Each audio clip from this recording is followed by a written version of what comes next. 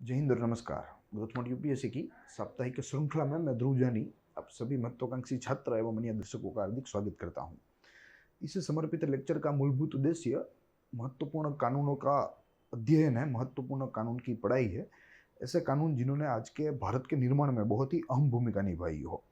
इसका तहत हमने काफ़ी सारे कानूनों के ऊपर बहुत ही अच्छी चर्चा कर ली है। लगभग 13 से 14 कानूनों के ऊपर हमने चर्चा करी है, जो कि किसी भी वर्ग के अभ्यर्थियों को अलग अलग रूप में मददरूप हो सकती हो। तो मैं आपको अनुरोध करूंगा कि ग्रोथ यूपीएससी का जो यह वीकेंड सीरीज का जो प्लेलिस्ट है, आप ज़रूर इसे देखिए, इसका कंटेंट देखिए। ये आपको बहुत ही मददरूप साबित होगा। अगर आप परीक्षाओं की तैयारी करना चाहते हो, या आप कानूनों के बारे में जानना चाहते हो, कानून के विद्यार्थी हो, या इन जनरल एक जिम्मेदार नागरिक होने के नाते एक ज्ञानवर्धक मनुष्य बनना चाहते हो, तो भी आपको ये सेशन सारे बहुत ही फायदेमंद साबित हो सकते हैं। और जैसे मैंने आपको बताया कि हमने लगभग 13 से 14 कानून इस श्रृंखला के तहत देख लिए हैं।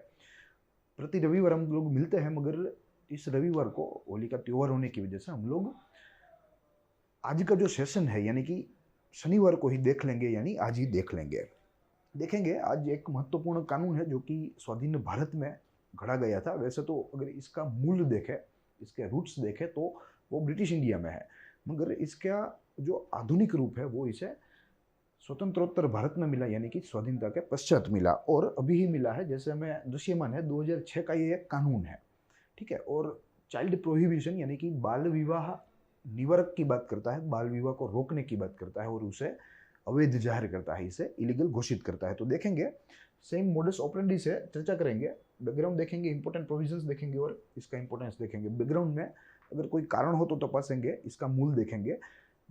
इंपॉर्टेंट प्रोविजंस में इसकी महत्वपूर्ण जो प्रावधान इसमें मौजूद है, जिसके तहत बाल विवाह को या बाल विवाह को उकसाने वाले, बाल विवाह को एग्जीक्यूट करने वाले ऐसे कोई व्यक्तियों को गुनहगार ठहराया जाता है, ऐसे प्रावधानों की चर्चा करेंगे। प्लस इसका मैकेनिज्म भी देखेंगे कि कैसे ये सारा जो कानून है वो इम्प्लीमेंट होता है ग्राउंड लेवल के ऊपर, वो भी देखेंगे। और उसके पश्चात हम लोग इम्पोर्टेंस ऑफ क्रिटिसिज्म की बात करने वाले हैं। जैसे हमें मालूम है कि इस बुक के ऊपर हमारी यह सीरीज आधारित है। बहुत ही अच्छी बुक है, हमारे सामने फिजिकल फॉर्म में भी है। एलेक्स एंड्रू जॉर्ज सर के द्वारा यह बुक लिखी गई है, बहुत ही अच्छी है। संक्षिप्त रूप से हमें एक एक महत्वपूर्ण कानून की माहिती दी हुई है, और ऐसी माहिती जो कि हमें हमारी एग्जाम के लिए रेडीमेड साबित हो सके। तो इसीलिए जो कंटेंट है वो यहाँ यह सर की बुक में से लिया जाएगा, और साथ ही में मेरा यहाँ इनपुट भी आपको जो है इसमें मिलेगा। इसकी एक कंपाइलेशन आपको प्रस्तुत की जाएगी। तो शुरू करेंगे हमारी चर्चा, बैकग्राउंड से शुरू करेंगे।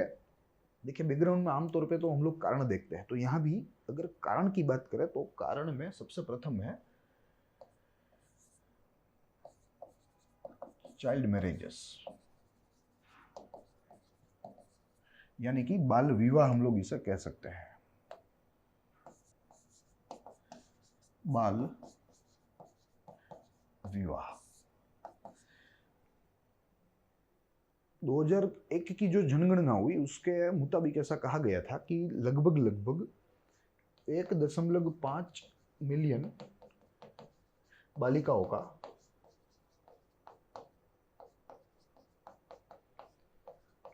बाल विवाह करवाया जाता है। बाल विवाह करवाया जाता है 2001 की जनगणना के अनुसार। तो हम लोग समझ सकते हैं कि भले ही आज़ादी के पश्चात बंधारण जब से लागू हुआ हमारे इस पूरे क्षेत्र में, as a law of land लागू हुआ, यह पूरे प्रदेश का कानून, हमारा जो संविधान है वो कहलाता था, उस रूप में वो लागू हुआ, और उसमें बाल विवाह को निश्चित रूप से अवैध ही माना गया था। मगर फिर भी यह संविधान का अमलीकरण अच्छी तरीके से नहीं हो पा रहा था, और ऐसे एक सख्त कानून की, ऐसे एक कठोर कानून की एक ज़रूरत थी, वो एक समय की मांग थी।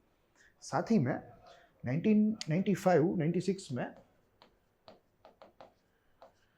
एक रिपोर्ट्स ऑन चिल्ड्रन करके अहवाल प्रदर्शित हुआ।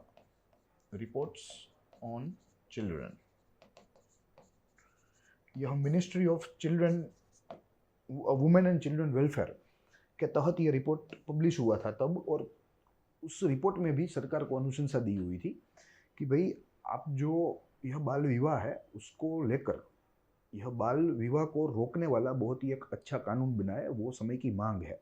इसमें कुछ संशोधनात्मक माहिती भी दी गई थी in the form of digits, आंकड़ों के रूप में यहाँ काफ़ी सारी माहिती दी हुई थी और उसमें कहा गया था कि लगभग लगभग 41.7%, 71.4% वुमेन्स, या आप कह लीजिए वुमेन,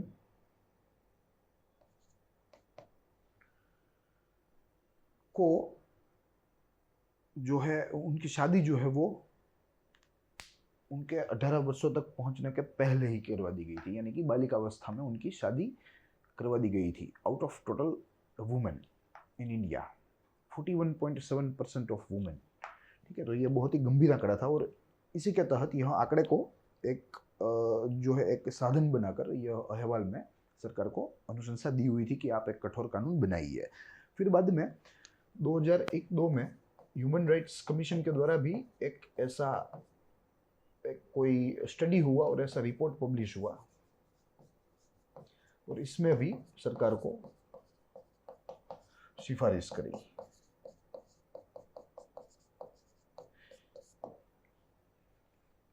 कि आपको बाल विवाह को लेकर कोई अच्छा ठोस कानून बनाना ही पड़ेगा।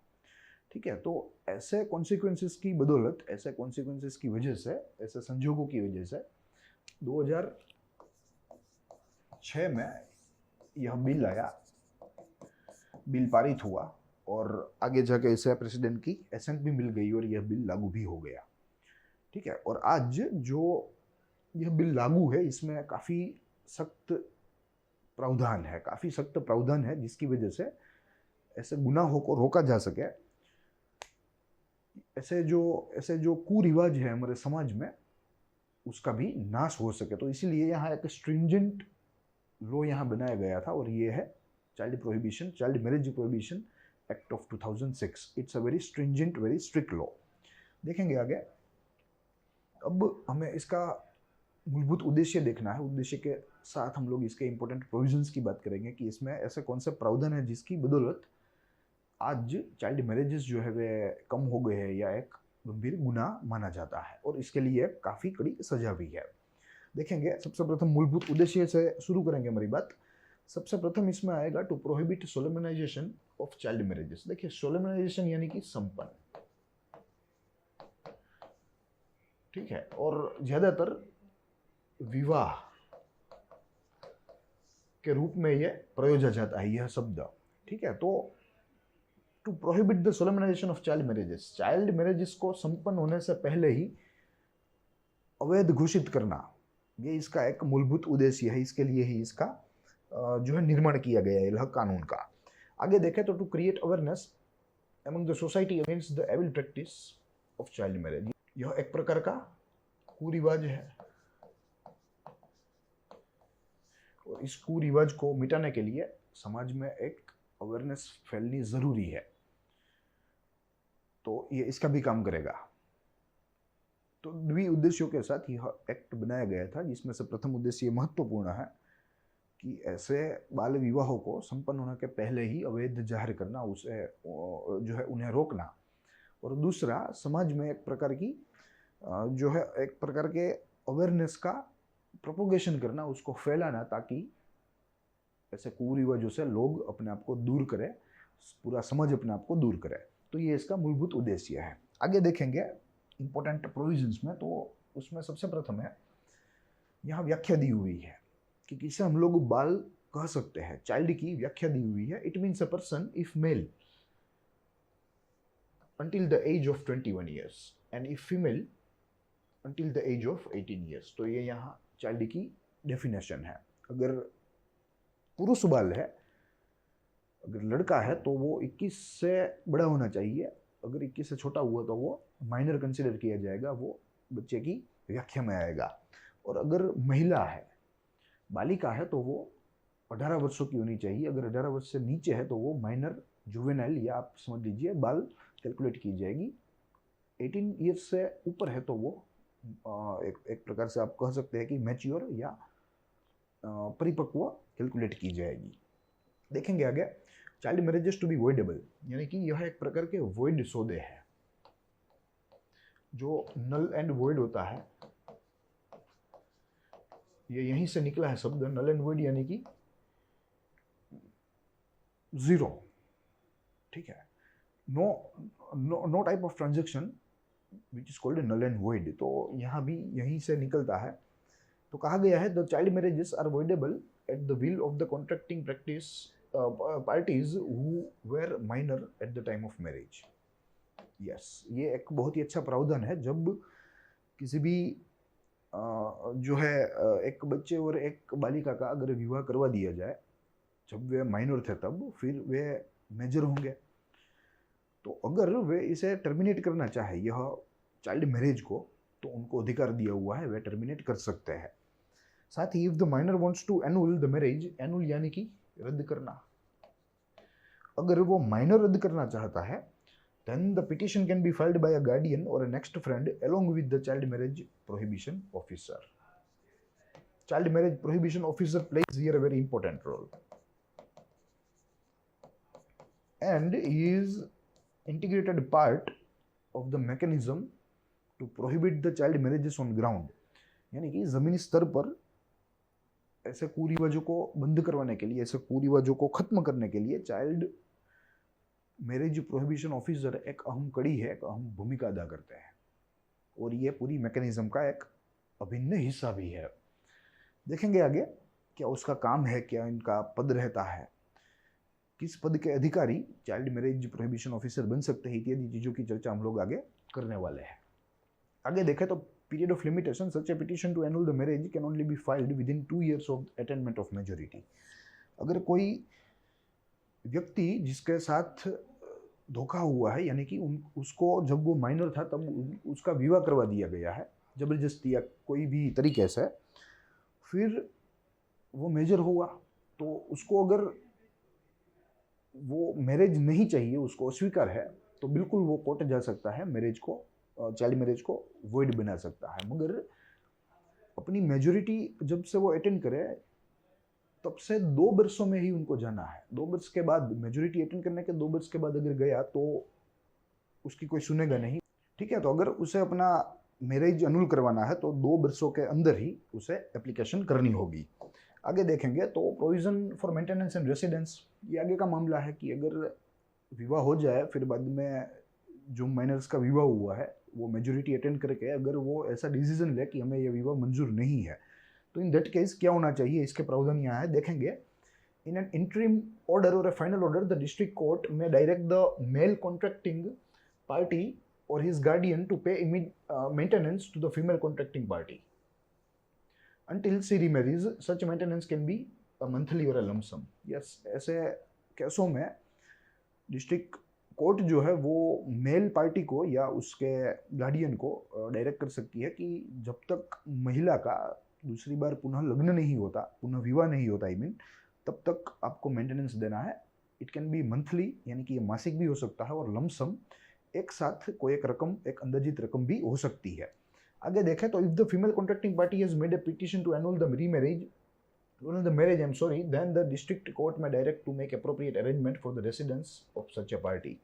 अगर फीमेल कॉन्ट्रैक्टिंग पार्टी है, अगर वो बोले कि हमें यह विवाह मंजूर नहीं है, जो जब हम माइनर थे तब करवाया गया था, तब हमें कुछ चीज़ें मालूम नहीं थी, कानून नहीं मालूम था, मगर अब हम सब समझ रहे हैं, हम मेजर हो गए हैं और हमें ये विवाह मंजूर नहीं है, तो इन दैट केस कोर्ट जो है, डिस्ट्रिक्ट कोर्ट, वो डायरेक्ट कर सकता है, और इसमें भी मेल कॉन्ट्रैक्टिंग पार्टी को ही रेसिडेंस का अरेंजमेंट पूरा करना होगा। तो ये सारी बात है, अल्टीमेटली जो फीमेल है उनके फेवर में यह एक्ट है। तो देखेंगे आगे, children born of child marriage, ये उससे भी आगे का एक स्टेप है।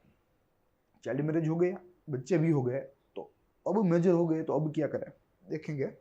while taking welfare and best interest of children as the paramount consideration, yes, the district court may decide on the custody of children born of child marriage. Such custody order shall include visit rights and other rights of the other party. Yes, तो यह एक ऐसी चीज़ है जो कि बहुत ही ध्यान में रखी जाती है ऐसे मामलों में, बच्चे का हित, बच्चे का भविष्य अच्छा हो, सुरक्षित हो, इसका ध्यान सबसे ऊपर रखा जाता है ऐसे मामलों में। और कुछ इस तरह सुप्रीम कोर्ट या कोई अन्य अदर हाई कोर्ट और डिस्ट्रिक्ट कोर्ट यह पूरे मामले को समझती है, इसका महत्व ऊपर रख के फिर बाद में अपना फैसला सुनाती है और कस्टडी भी यहाँ दे सकती है। देखेंगे आगे, द डिस्ट्रिक्ट कोर्ट में also make an appropriate order for the maintenance of children by the party or their legal guardian or and parents। तो मेंटेनेंस का भी ऑर्डर दे सकती है, कस्टडी का दिया, मेंटेनेंस का भी दे सकती है। Every child who was begotten or conceived before the decree of nullity was made shall be deemed as a legitimate child for all purposes। ठीक है, तो ये सारे कुछ प्रावधान है जो कि बच्चों को लेकर है रीमैरेजेस में, और आमतौर पे बच्चे के हित में फैसला होता है जैसे हमने देखा। और उसमें भी मेजोरिटीली अगर टेक्निकली बात करें तो ज़्यादातर बच्चे जो होते हैं वो फीमेल के साथ यानी कि अपनी माँ के साथ रहते हैं, अपनी माँ की कस्टडी में रहते हैं, और मेल पार्टी को उसे एक प्रकार का मेंटेनेंस देना पड़ता है जो कि प्रति माह भी हो सकता है और लमसम भी हो सकता है। आगे देखें, वॉइड मैरिजेस।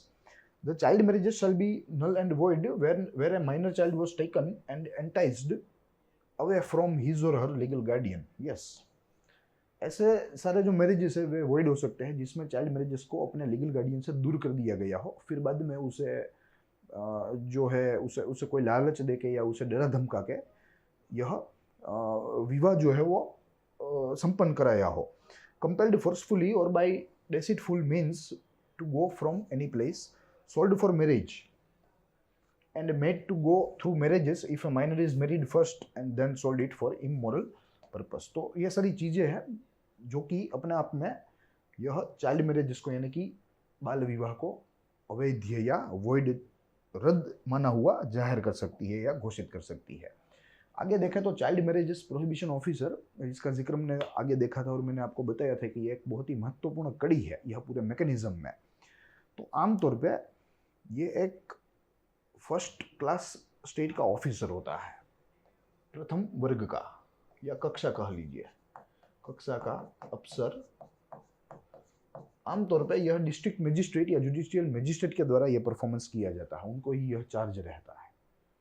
ठीक है, और वे पूरे जिले में बाल विवाह ना हो उसका कड़ा ध्यान रखते हैं, उसकी निगरानी रखते हैं। स्टेट गवर्नमेंट के द्वारा इनकी नियुक्ति होती है, स्टेट गवर्नमेंट के द्वारा, और यह एक नोटिफिकेशन के द्वारा, सामान्य सा नोटिफिकेशन के द्वारा यह जाहिर होता है कि यह सब जुडिशियल मजिस्ट्रेट या जुडिशियल मजिस्ट्रेट को यह चार्ज दिया हुआ, यह रिस्पॉन्सिबिलिटी भी दी हुई है। देखेंगे आगे, the state government may by notification appoint child marriage prohibition officer और officer for whole state and part thereof with jurisdiction as specified in the notification। आगे देखें तो ड्यूटीज की यहाँ बात की गई है। सबसे प्रथम ड्यूटी है prevent solemnisation of child marriage by taking action deemed fit. Prevent child marriage solemnisation यानी कि बाल विवाह को संपन्न होने से रोके। अगर आपको खबर मिलती है तो तुरंत आप ऐसी कार्रवाई करें जो उस परिस्थिति के हिसाब से वाजिबी हो, सामान्य हो। साथ ही collective evidence against person who are in contravention to provision, जो व्यक्ति इस कानून के उल्लंघन का प्रयास कर रहे हैं उनके विरुद्ध में सबूत इकट्ठे करना या कीजिए। एडवाइज और council localities not to indulge in promoting, abetting, helping solemnisation of such marriages. Abetting यानी कि उत्साहना। ठीक है, तो ऐसी सारी चीजों में स्थानिक लोगों को नहीं पड़ना है ऐसा समझाना भी कोई भी चाइल्ड मैरिज प्रोहिबिशन ऑफिसर का जो कर्तव्य है उसकी फर्ज है। आगे देखें तो to create awareness and sensitise the community about the evils, एक प्रकार की चेतना समाज में जगाना, साथ ही में पूरे समाज को ऐसे दूषणों से मुक्त करना, ऐसे कुरिवाजों से मुक्त करना, ये भी एक बड़ी जिम्मेदारी है। और आखिरी में furnish returns periodically and reports. Yes, तो ये फीडबैक की बात है, they are actually accountable to state governments. उनको स्टेट गवर्नमेंट को रेगुलरली रिपोर्ट देनी पड़ती है अपने काम के बारे में, अपने काम के स्टेटस के बारे में। तो ये बहुत ही अच्छा पद है और इस कानून से भी काफ़ी हद तक हम बाल विवाह को नियंत्रित कर सके, ये एक इसका बहुत ही अच्छा जो है महत्व है, ये हमें मानना होगा।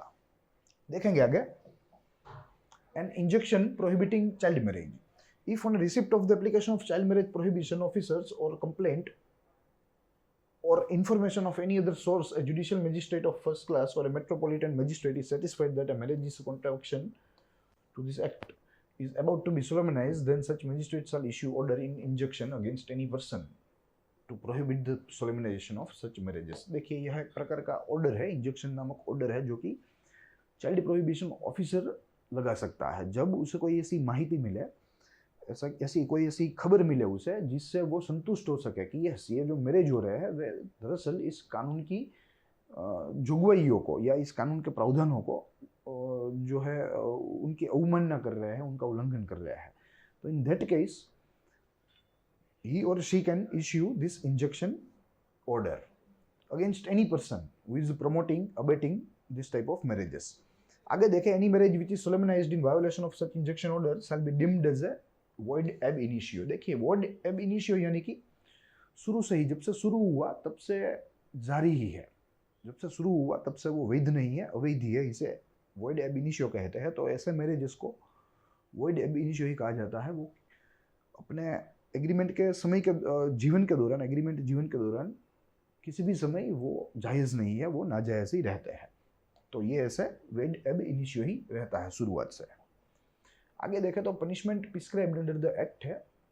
If a male adult above 18 years contracts child marriage, then he may be given the punishment of rigorous imprisonment. सख्त कैद जिसे कहते हैं, which may extend to 2 years or fine up to 1 lakh or both. A person who abets, direct, performs or conducts the child marriage may be punished with rigorous imprisonment, may extend up to 2 years and fine up to 1 lakh or both. Unless such person proves that he had reason to believe that it was not a child marriage. Yes.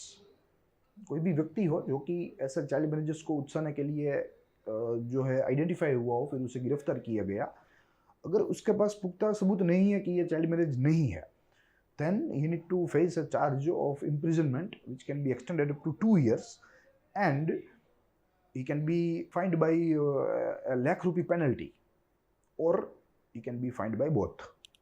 तो ये बात है. आगे देखें तो a person having lawful or unlawful charge of the child which includes parent, a guardian or a member of organization or association that promotes child marriages and permits for its solemnization or fails to prevent it from solemnization may be punished with rigorous imprisonment which may be extended to 2 years and fine. ठीक है. तो यहाँ किसी भी law और unlawful guardian के बारे में कहा गया है, चाहे वो पेरेंट हो, गार्डियन हो, कोई ऐसी संगठन हो, संस्था हो जो कि चाइल्ड मैरिजेस को प्रमोट करती हो या चाइल्ड मैरिजेस जो है करवाती हो या उसे प्रिवेंट ना कर सकती हो, उसे अगर रोक भी ना सके, then also they are considered as a जो है कन्विक्ट. ठीक है. तो यही बात है और उसमें भी सेम कैद के प्रावधान है. देखिए ये सारे जो हमने प्रावधान देखे इस कानून के, ये भारत के लिए और भारत के विकास के लिए बहुत ही अच्छे हैं, क्योंकि चाइल्ड मैरिजेस जैसे हमने कुछ तथ्यात्मक माहिती भी देखी आंकड़ों का सहारा लेके, बहुत ही विस्तृत मात्रा में भारत में देखने को मिलते हैं. ये अपने आप में भारत के लिए एक डिमेरिट है और आगे चल के हमें ही इससे नुकसान होने वाला है. तो बेटर ये है कि आज ही समाज में हम लोग अवेयरनेस फैलाएं, ज़्यादा से ज़्यादा लोग शिक्षित हो, ताकि ऐसे कुरिवाजों के सामने हमने लड़ सके, हमें लड़ने में सरलता रहे. तो यही बात है. आगे अगर देखें तो इसके इम्पोर्टेंस की बात करें, इसका कोई क्रिटिसिज्म नहीं है, मैं आपको बता दूं, क्योंकि लेख अपने आप में बहुत ही अच्छा है. इसका जो कोई है तो वो है इम्पोर्टेंस, इसका महत्व ही है. और इसका महत्व ये कहता है कि ये बहुत ही अच्छा एक्ट है, प्लस जो रिलेटिवली अगर माहितियों का विश्लेषण करें तो पूर्व समय में, इस कानून के आने के पूर्व समय में काफ़ी मात्रा में चाइल्ड मैरिजेस हुए हैं, परंतु इस एक्ट के आने के बाद ये आंकड़ा में हमें नियंत्रण देखने को मिलता है. तो हम लोग परिस्थिति को काबू में कर सके इस कानून से. फर्दर इस कानून में जो कोई भी ऐसी स्ट्रिंजेंट प्रोविजन की अगर ज़रूरत हो तो हमें डालनी चाहिए, वही हमारे हित में है, पूरे राष्ट्र के हित में है. तो आज मेरी तरफ से इतना ही. हम लोग मिलेंगे अगले सप्ताह में अगले कोई कानून के साथ, एक विश्लेषण व अध्ययन के साथ. तो तब तक के लिए देखते रहिए ग्रोथ माउंट यूपीएससी.